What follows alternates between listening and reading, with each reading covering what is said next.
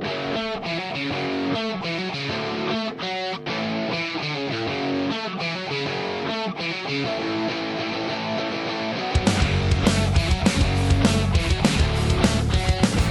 is Andy. And this is FDS CFL, Andy, episode 19 of season 3. Of season 3. There we go. It's getting to be a long season with all these different episode numbers. Right, and the great thing is, anybody who clicked on this video or actually clicked on this podcast to listen to it already has that information. Yes. So don't worry. Eventually here, we're going to stop providing it at the top of the show.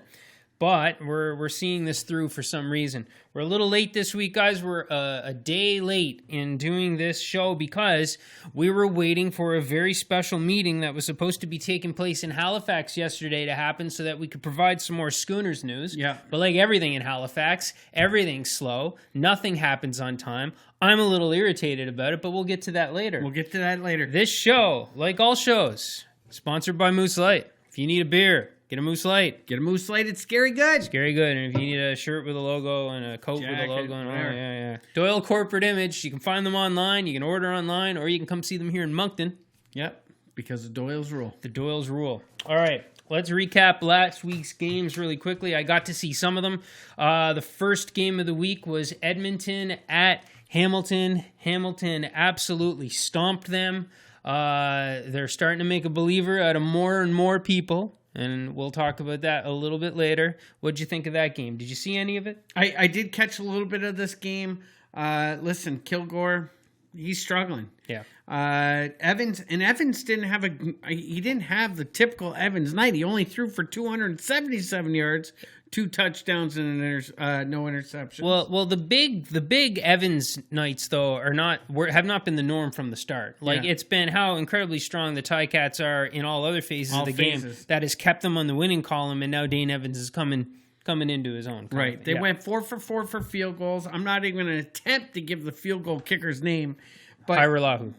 Is that how you do it? Hyralahu? Hyralahu. Hyralahu. Hiram Hyralahu.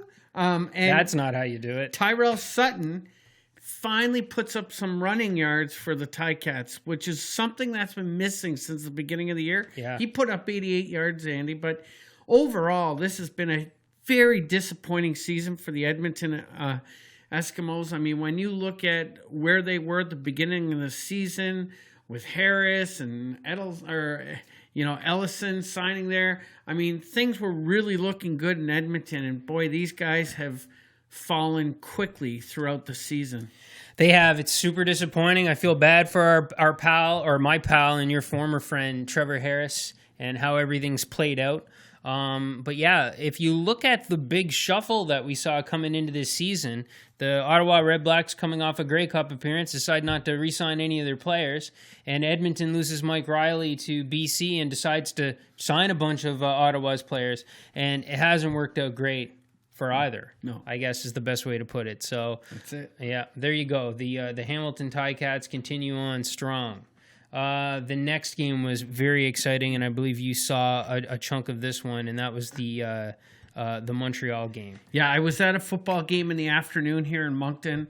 When I got in to see this game, it was 17-7 for Calgary, in the second half.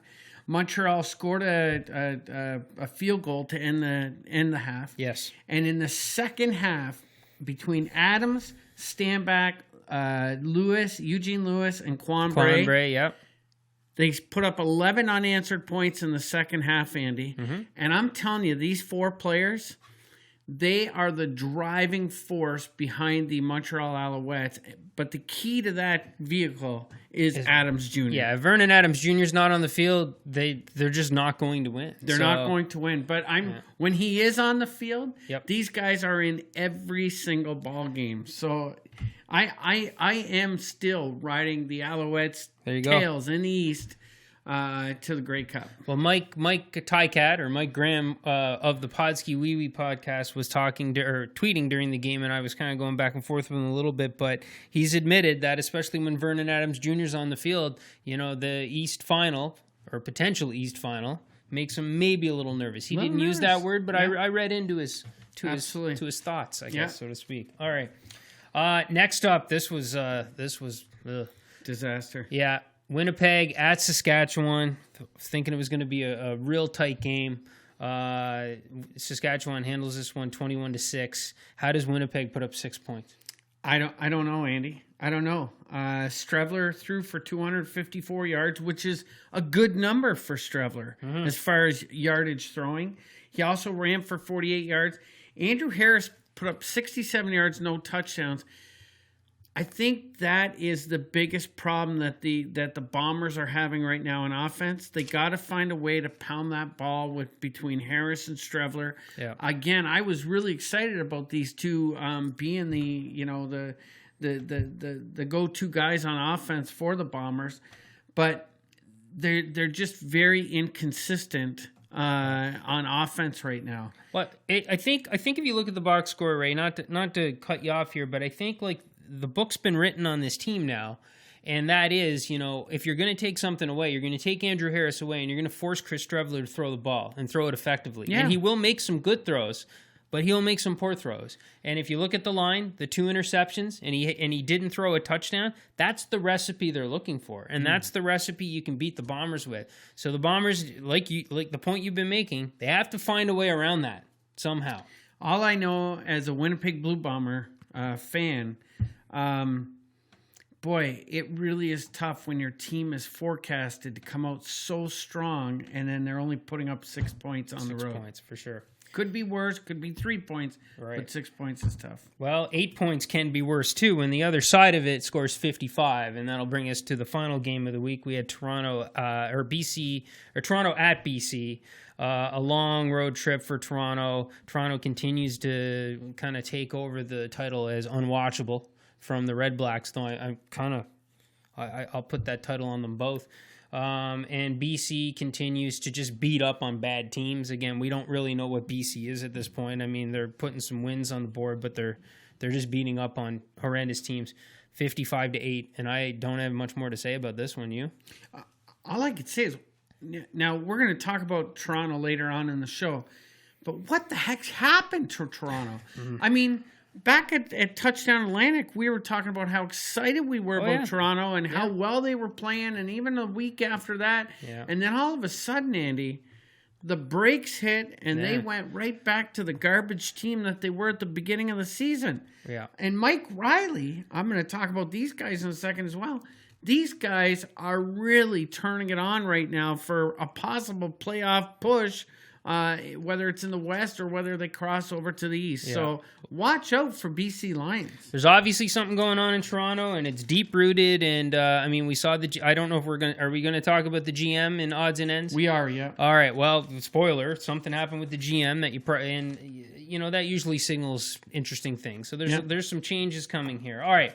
Take it and leave it. What's your take it and leave it this week? All right. Well, for my leave it this week, I think we should have a joint discussion on the leave it. And this is all around about the Halifax City Council and the Atlantic Schooners. Yeah.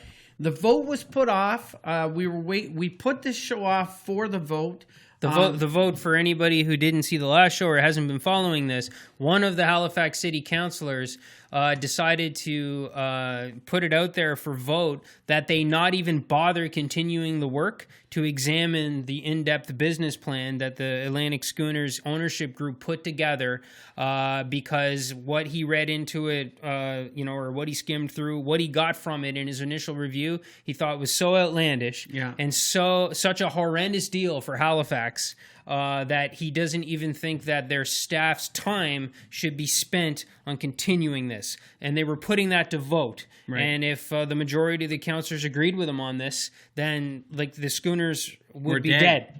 Would be dead. Yep. Would be dead. Yep. That vote was put off until October 22nd so that Councillor Russell Walker could attend. He was at a family emergency, so he wasn't at the council meeting. Right. And every vote counts right now, Andy. They couldn't take a chance of not having that. Our good friend Tony Mancini has been out in the press, and he's really pushing that these guys need to push forward and continue with their study into this proposal, do their due diligence. He's not saying yay or nay on the stadium right now, but he thinks that they should at least do their due diligence on this proposal, and let the staff finish their work of looking at this proposal. I mean, it is a mess in Halifax right now. It is. And speaking of Tony Mancini, Ray, so I've got a few things to say about this, but remember the last time you asked me, and you've asked me this question multiple times, the last time you asked me what my percentage, what my optimism level was at, what percentage out of 100, where was I at in terms of how hopeful I was that the Atlantic Schooners were going to become a thing. And I believe I was 60-40 the last time. My hope is gone.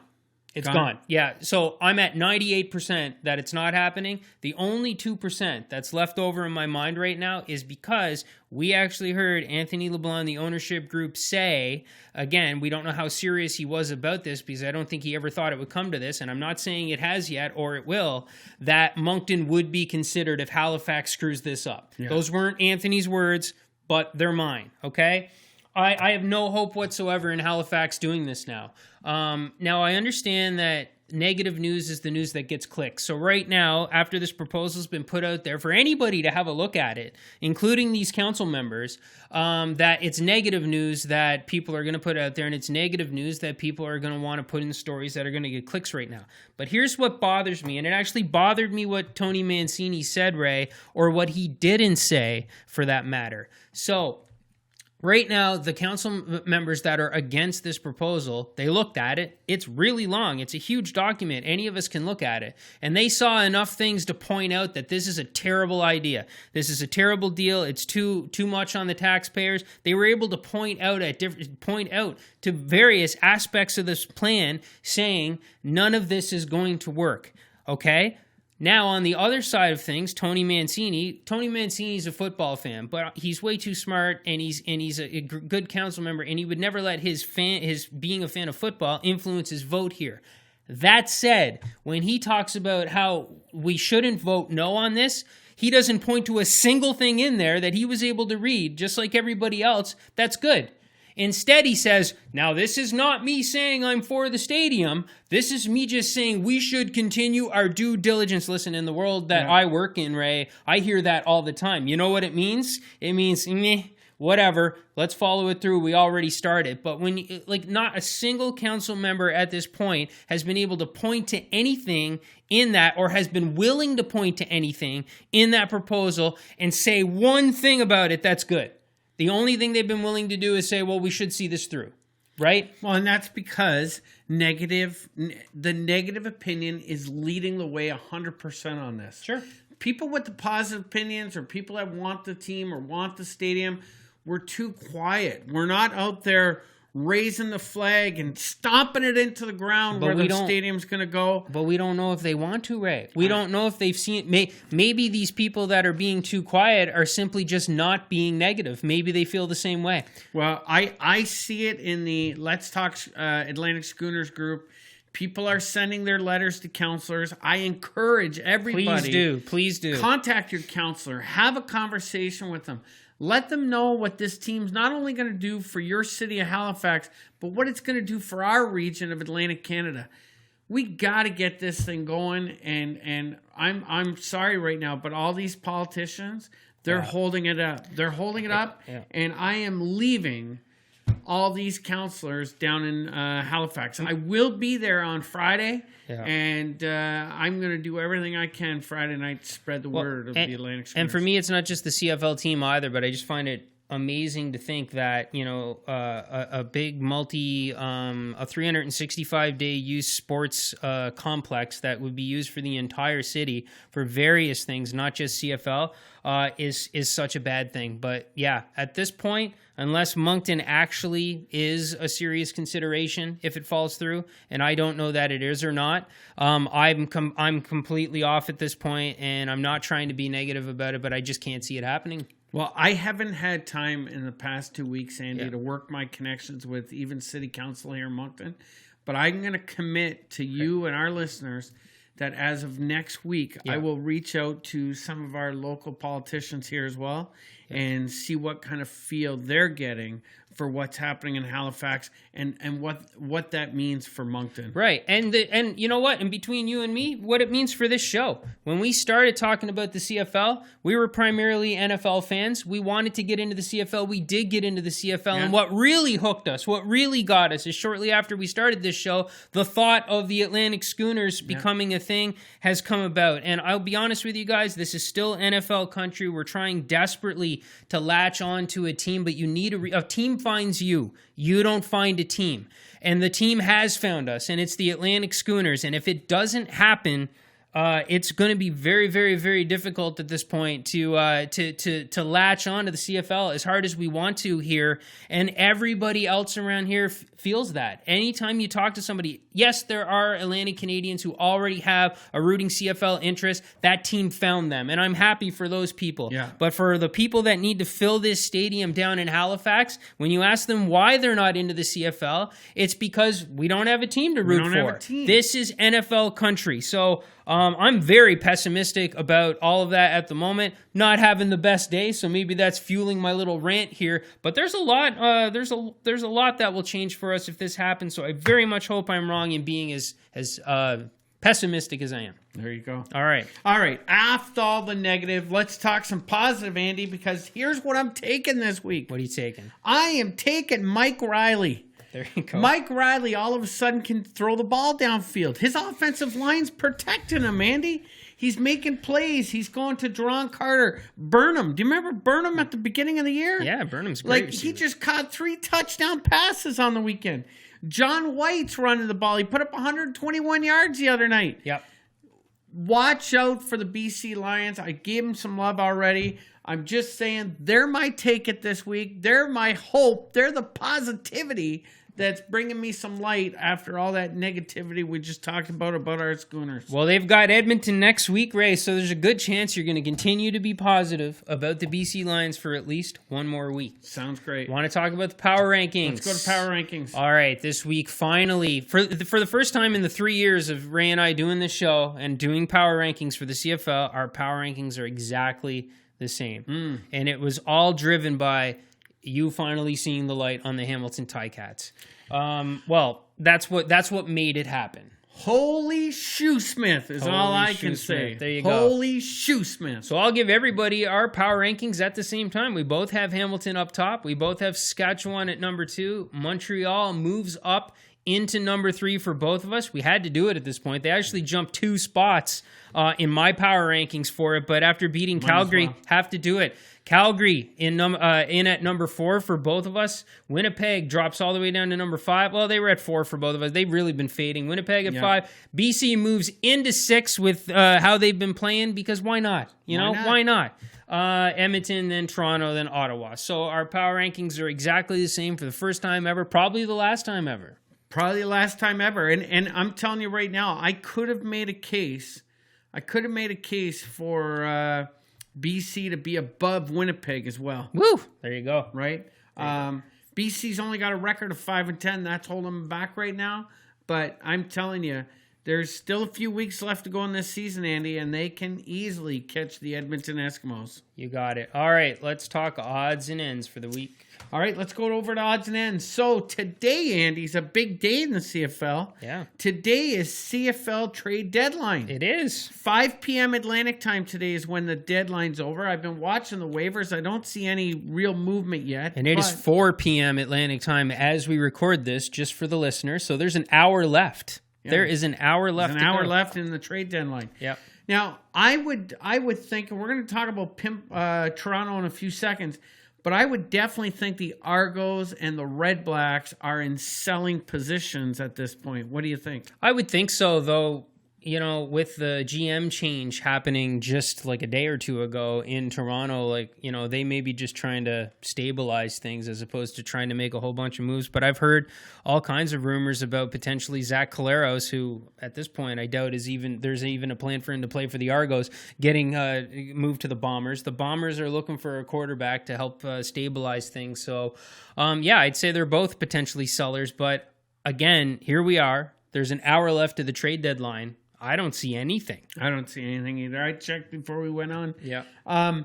Over to the Toronto Argonauts. They release they let go Jim Pop, the guy that waved to me at Touchdown Atlantic. Yeah. It's really sad. Yeah. But, the guy that never called me, the even guy though he that asked never for my called. phone number. He asked for our phone number based on one of Andy's blogs and then never called him. Now, here's a really... Pinball Clemens is the new guy leading football operations. In his press conference, did you get a chance to watch it, Andy? No, but I read some tweets reacting about it, and I read some quotes from it, and it seemed kind of odd. I guess he wasn't as happy as he typically would be. And, well, he's very preacher type, and I felt like I was at a Pinball Clemens sermon. Oh wow! And not only that, but he's very emotional. He was so emotional in this speech that he gave. I almost wanted to come out of retirement and put on the double blue. Woo! There you go. Not that I ever played the CFL, but I'm just saying it made me want to play in the CFL. Listen to that guy talk. He's very motivational, very motivational. Well, hopefully this is a good sign of things to come. Now, here's something that I find very interesting. Pop had a contract extension for Caleros completed. Really? But he never had the opportunity to submit it to MLSE before he was fired. What's going to happen with that contract? The fact that they'd signed off on it, but it's not authorized by the new management. Then it's void. It's void. It's void. Yeah. So if Pinball Clemens doesn't want to extend Zach Caleros, and let's be honest, probably doesn't. I wouldn't. It's not going to happen. I think Toronto and listen, I've already given. Listen, I basically called for Jim Pop's job earlier this year. Yeah. In my leave it, and maybe it's my fault he's gone. I don't Pop, know that you have that I apologize.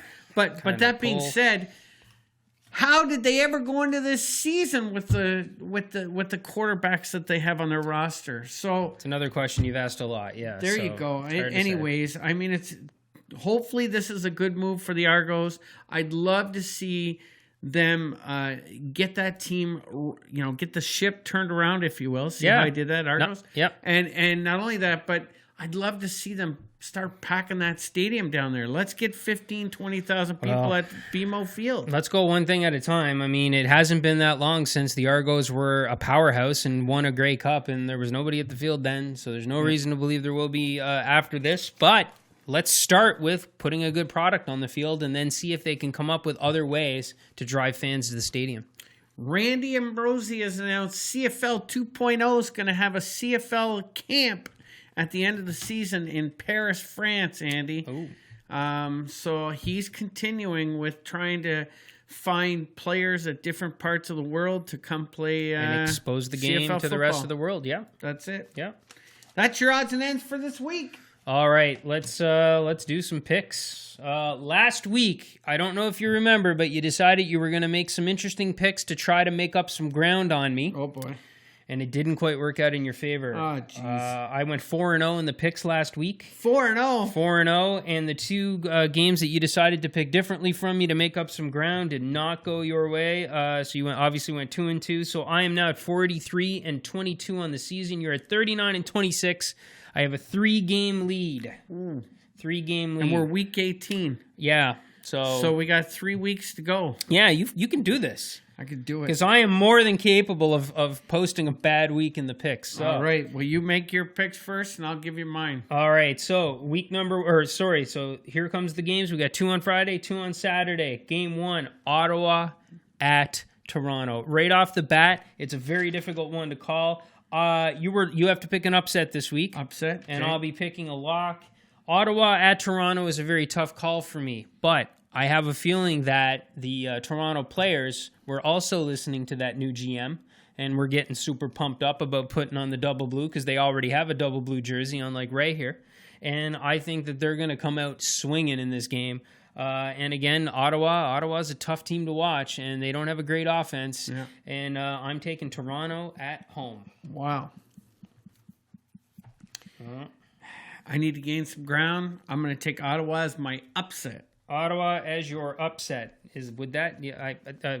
I guess we'll consider that an upset. I'm not even going to question it. We both have 9 power rankings. That's true. Saskatchewan at Calgary. Our power rankings are everything. They are, I guess.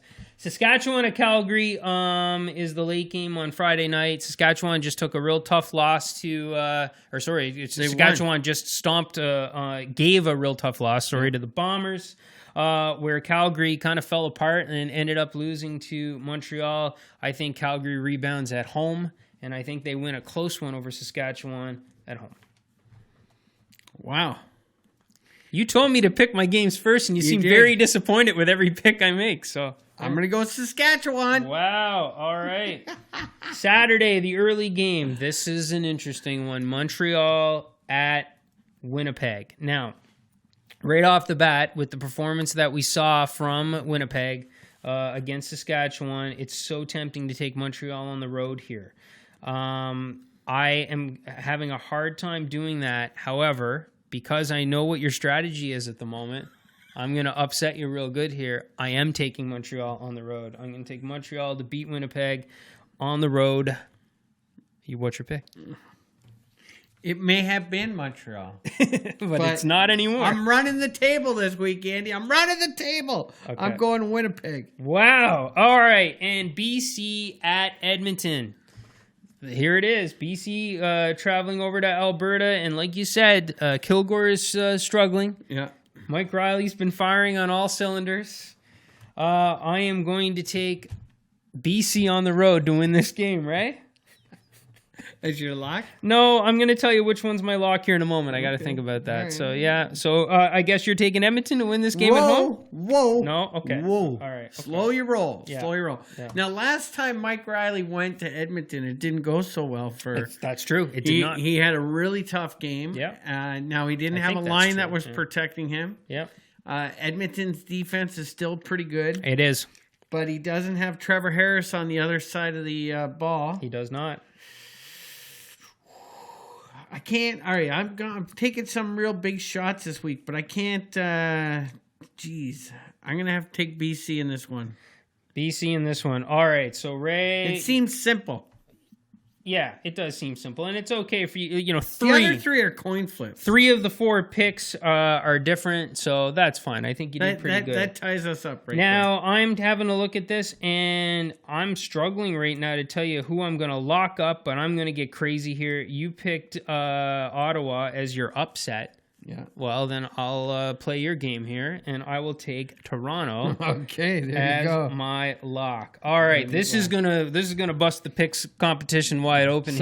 We're either back tied or I am out of the picks competition. Here we go. All right, fantasy. I told everybody last week, if you watch this show for fantasy advice, you're crazy. Well, you're still kind of crazy, but I did a lot better. Yeah. You had a good week. 92.6 points this week. Again, I'm trying to get into that 100 as many times as I can. It's not been going good.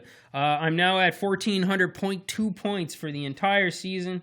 Ray, you were 77.3. I think you had all your players in there except your defense, so that's good. You're at 1,284.9. Now, we only have so many weeks left. You do get a 50-point bonus because 75. Of touchdown. No, it's 50-point bonus, but you need over 100 points to catch me at this point. So you're gonna have to pick things up. It was 25. Was it 25? No, it's 50. Sure. Sure. I have it written down back here, so ultimately we will retroactively change it to what it needs to be. He has now said 50 points. It stays 50 points. Oh, it is 25. It's 50. You just said it was 50. You can't change that. Anyway, I'm still not worried, right? Listen, we'll fight this out if you actually come close. All right? What's your fantasy team this week? I got Mike Riley, William Stanback, Johnny Augustine, Eugene Lewis, S.J. Green out of Toronto, who could be traded. Who knows? Yeah. And Brad Sinopoli, who could also be traded. There we go. I'm going Vernon Adams Jr., Jeremiah Johnson, Don Jackson, Quan Bray, Kieran Moore, and Namir Roosevelt. Wow. So I'm riding the Montreal train this week. There you go. So they better play well in Winnipeg. Okay. All right. That's it for the show this week. That's it for the show. If you're watching on YouTube, click like, comment, dislike, subscribe, all of those things. All those things. Leave a comment if you want. We'd love your comments. I said the word comment, but yeah, all right. And I think the name of this show this week should be called Holy Shoesmith. You're gonna give Mr. Shoesmith. We won't say his first name now because he's told us he's gonna start looking into copywriting and various things like that. You're gonna give him title treatment, are you? Holy Shoesmith. If we end up not doing that, Mr. Shoesmith, apologies. But all right, later, guys. See you guys.